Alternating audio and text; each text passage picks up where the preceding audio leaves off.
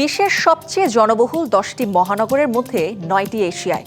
বলা হয় বৈশ্বিক নগরায়নের কেন্দ্র আজ আর ইউরোপ বা আমেরিকা নয়, বরং এশিয়া। কিন্তু কী কারণে এশিয়ার শহরগুলো এত দ্রুত বড় হয়ে উঠছে? ভূগোল, জনসংখ্যা, শিল্পায়ন ও নগর সুবিধার সমন্বয়ে এশিয়া হয়ে উঠেছে নগরায়নের বৈশ্বিক কেন্দ্র।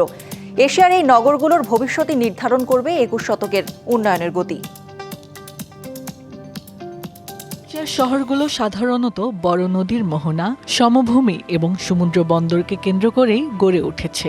এ ধরনের ভূপ্রাকৃতিক অবস্থান শহরকে দেয় বাণিজ্যের সুবিধা, কৃষি নির্ভর জনবসতির আকর্ষণ, উন্নত যোগাযোগ ব্যবস্থা। ফলে স্বাভাবিকভাবেই মানুষ দ্রুত এসে জড়ো হয় এসব শহরে।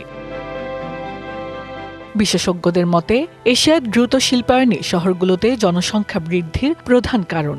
চীন ও দক্ষিণ এশিয়ার দেশগুলোতে তৈরি পোশাক, ইলেকট্রনিক্স, নির্মাণ ও আইটি খাতে দ্রুত চাকরির সুযোগ তৈরি হয় শহরে। মেগাসিটিগুলোতে প্রতিদিন গড়ে লাখো মানুষ আসে কর্মসংস্থানের খোঁজে।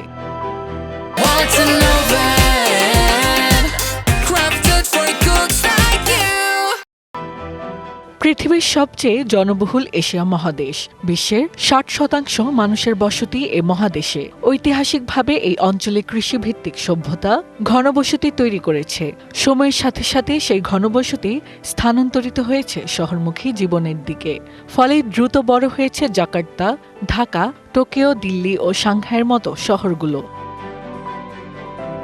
তবে দ্রুত জনসংখ্যা বৃদ্ধির পেছনে আছে অনিয়ন্ত্রিত নগরায়ন, অপর্যাপ্ত আবাসন, যানজট, পরিবেশ দূষণ, সুপেয় পানির সংকট। এসব সমস্যাগুলো এখন মেগাসিটিগুলোর বড় চ্যালেঞ্জ।